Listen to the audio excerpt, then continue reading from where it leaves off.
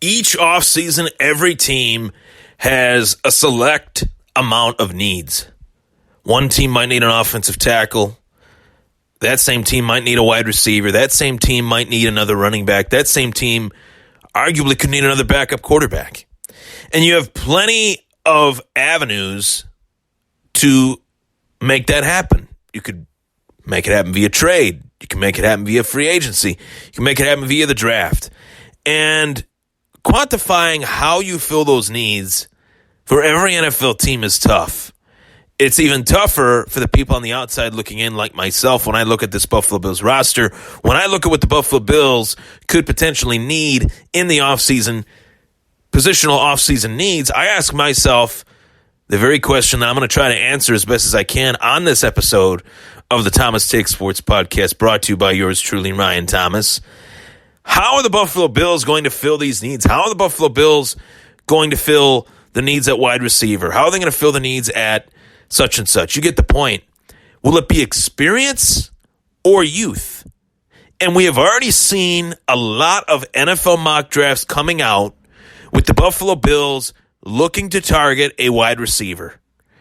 A name that is really common within these mock drafts is Clemson wide receiver T. Higgins. Now, I really like T. Higgins. I love T. Higgins. If the Buffalo Bills selected T. Higgins in the first round, would I be upset? No. Would I understand it? Yes.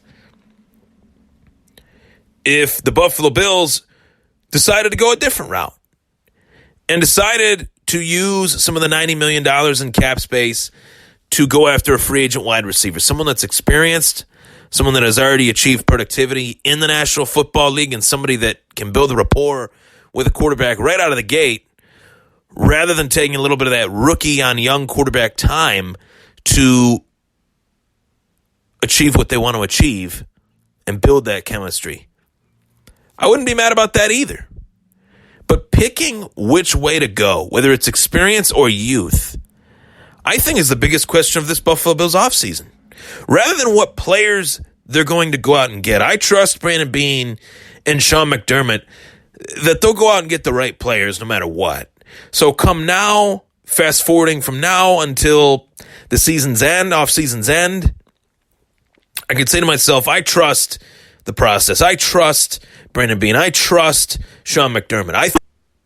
So I think that you have a lot of needs on this team. But the biggest question is not necessarily a lot in that this team is bad, but I want this Buffalo Bills brass to look at this team glass half full. Yeah, we made the playoffs 2 of the last 3 seasons. That's fine and dandy. That's great. But we want to be better than that.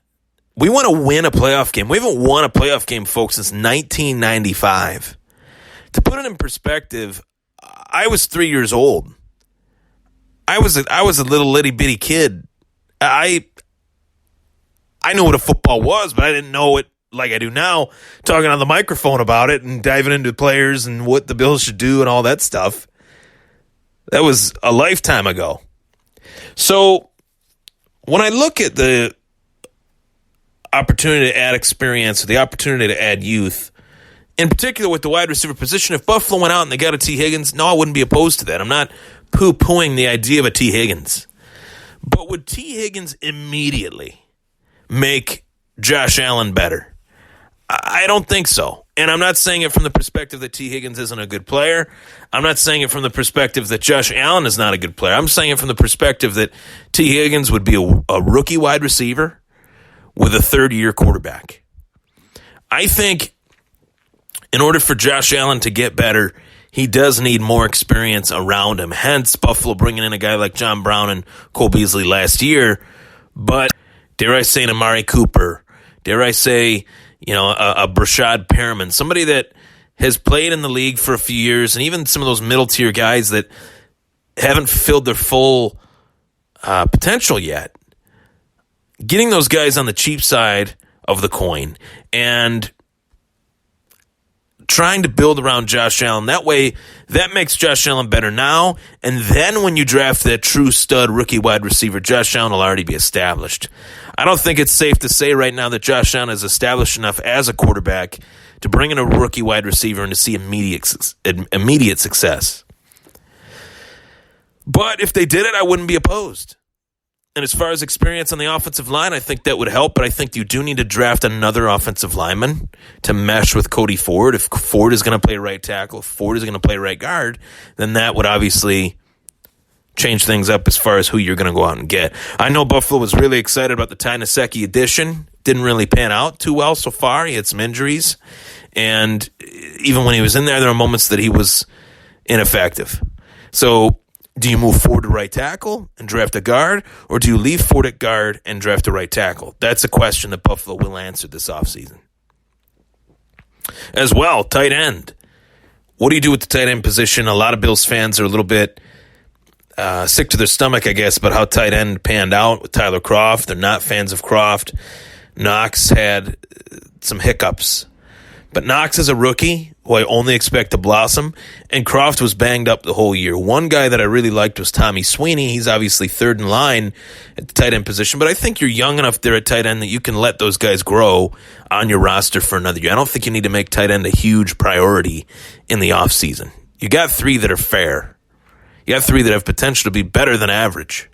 So that's how I see that. Defensively, you got to replace Lorenzo Alexander. You're not replacing his leadership, but you can replace him on the roster. You gotta fill that hole. And then there's guys on the team that need to get extended. Guys like Trey White, possibly guys like Matt Milano.